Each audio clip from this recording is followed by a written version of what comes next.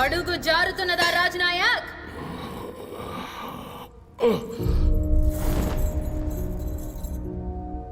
ఇది నీవు నాకు నేర్పిన విద్యగా?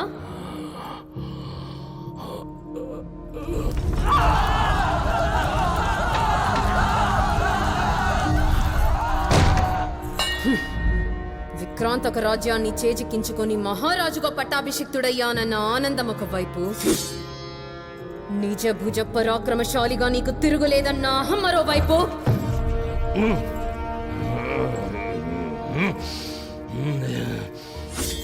నా జనకుని సోదరుని సఖుని అడ్డు తొలగించుకున్నానన్న సంతృప్తి ఇంకోవైపు.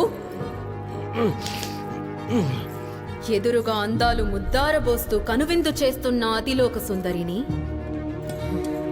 దక్కించుకుని తీరాలన్న విరహతాపం అదోవైపు.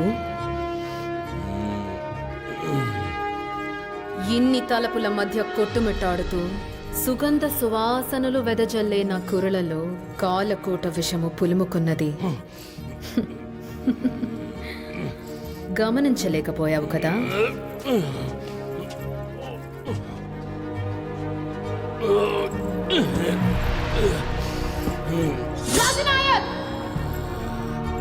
ఈ జన్మలోనే కాదు, ఎన్ని జన్మలెత్తినా నిన్ను మట్టు పెట్టేది నేనే.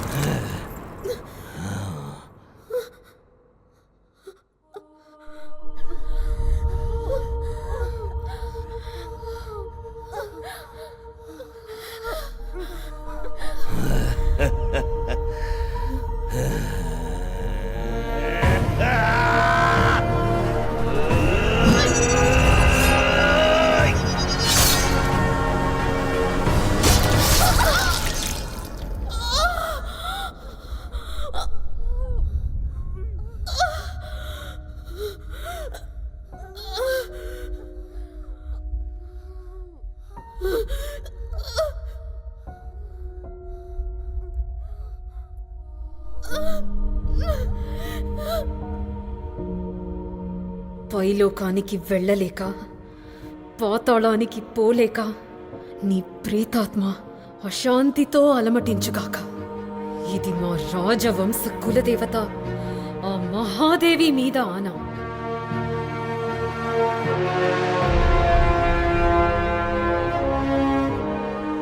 బతికినంతకాలం పైశాచిక కృత్యాలతో జీవించినవాడు ఇప్పుడు రత్నమహాదేవి శాపం వల్ల ఉగ్రరూపుడై భయంకర ప్రేతాత్మగా సంచరిస్తున్నాడు. రాజ్యం చిన్నాభిన్నమైంది. రత్నమహాదేవి అంతఃపురంలో రాజనాయకు, అగ్నికి ఆహుతైన అతని అనుచర దళపతుల ప్రేతాత్మలు అర్ధరాత్రి రాజదర్బారు నిర్వహించేవారు. దానికి భయపడి అంతఃపురం చుట్టూ నివసించే ప్రజలు తండోపతండాలుగా రాజ్యం విడిచి వెళ్లారు. అంతఃపురం స్వాధీనం చేసుకోవాలనుకున్న కొందరు రాజబంధువులు మంత్రశాస్త్ర పారంగతులు, తాంత్రిక విద్యా నిపుణుల్ని పిలిపించి పూజలు జరిపించారు.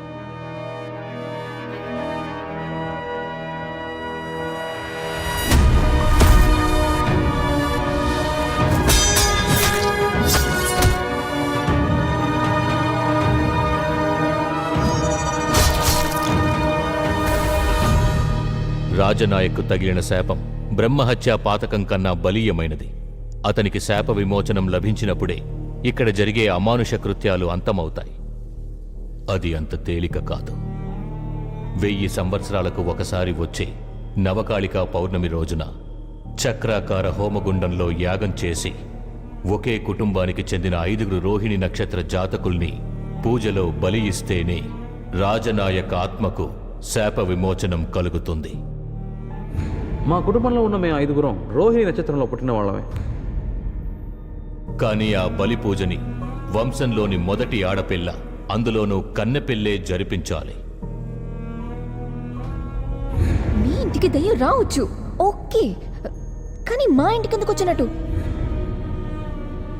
ఇన్ని చేసి పూజ జరిగిన ఒక విచిత్రమైన సమస్య ఉంది. ఈ బలిపూజ ద్వారా శాప విమోచనం కలిగి విడుదలయ్యే రాజనాయక ఆత్మ తనలోని ఉగ్రశక్తిని ఎలా ప్రయోగించబోతోందో అతని ఆత్మ తప్ప వేరెవరూ గణింపలేరు. వేరే మార్గమే లేదా? రాజధానిని వేరే చోటుకు మార్చి రాజ్యాన్ని ఏలుకోండి.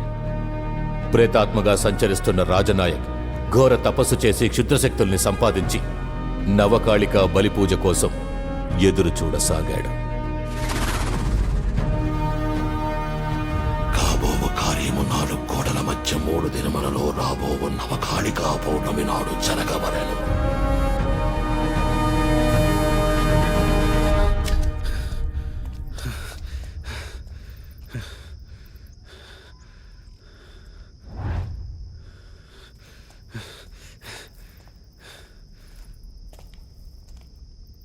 ఏయ్, అడ్డమని తీసుకుంటా. అవును, నీకు అక్క ఉంది కదా? ఏంటి అక్క? లేరే. అక్క అంటే సొంత అక్కన? పెద్దమ్మ కూతురు, పిన్నమ్మ కూతురు, కజిన్స్ ఉన్నారు కదా? లేరు. నా ఫ్యామిలీలో నేను ఒక్కతే అమ్మాయి. ఏ అంటే మా వంశంలోనే నేను ఒక్కతే కూతుర్ని. దానికి నన్నేం చేయమంటావు? అక్క లేకుండా అసలు ఎందుకు పుట్టావు? నన్ను చంపడానికే వచ్చావు కదా అమ్మాయి, శనిగ్రహం. Full family లేపేదేమనే. వీళ్ళకైనా ఇంకో నక్షత్రం దొరకనట్టు పిచ్చేమైనా పట్టింది ఆవిడకి? ఏగేసుకొని పుట్టేశారు సచ్చినోడు. ఏమంటున్నావు కాశ్మీరా? వాడు ప్రపంచ ముదురు వెళ్ళాను నాన్న.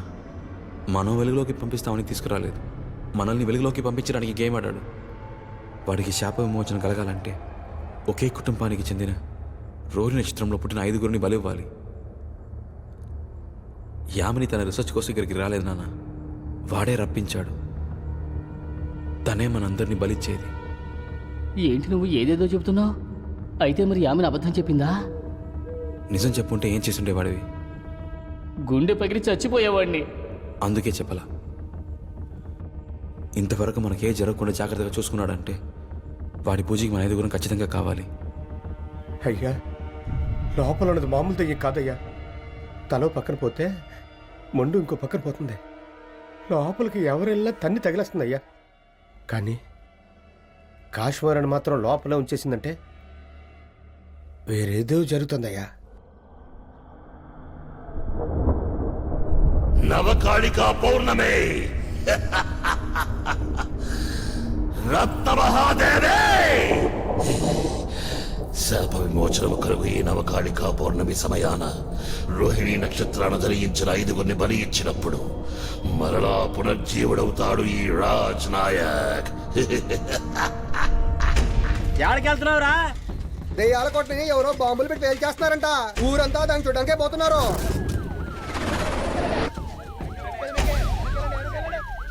ఓకే, ఇక్కడ మనం ఇప్పుడు చూస్తున్నది బాగా పాడుబడిన ప్రాచీన కోట. ఇది కేవలం కోట అని చెప్పడం కన్నా ముత్యాల చెరువు దెయ్యాల కోటగా బాగా పాపులర్ అయిన ప్యాలెస్. ప్రజల మంచు కోరి దీన్ని బాంబు పెట్టి కొల్చబోతున్నారు. చివరిసారిగా ఆలోచించుకోండి. పోనీ దెయ్యాలు వదిలించే వాళ్లతో వద్దు బాబు, అన్నీ చేశాను. చోటానికెళ్ళ స్టార్ట్ பண்ணி சோழிநல்லூர் தர்கா வரைக்கும் எல்லாமே பார்த்தாச்சு.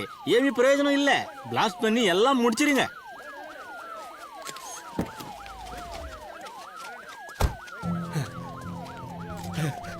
Welcome sir. ఏంటి ఎగత్తాళా? 500 కోట్లు, పార్టీకి సంబంధించిన ముఖ్యమైన డాక్యుమెంట్స్ మొత్తం కాజేసి ఫ్యామిలీతో సహా లోపల తిష్టేశారు. ఆడు చేస్తే నాకు మిగిలేది బూడిదే. సార్, పబ్లిక్ చూస్తున్నారు. ప్రెస్, మీడియా వాళ్ళందరూ ఇక్కడే ఉన్నారు. ఈ టైంలో ప్రాబ్లం చేయొచ్చు సార్. లోపల ఉన్న దెయ్యం 1000 బాంబులతో సమానం. నా కళ్ళారా చూసిందే చెప్తున్నాను. ఈ బాంబులు వాళ్ళు ఏమీ చేయలేవు.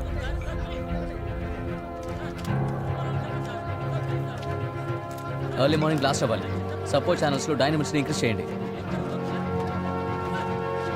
రైట్ ఛానల్లో ఉన్న వాళ్ళు లైన్లోకి రండి.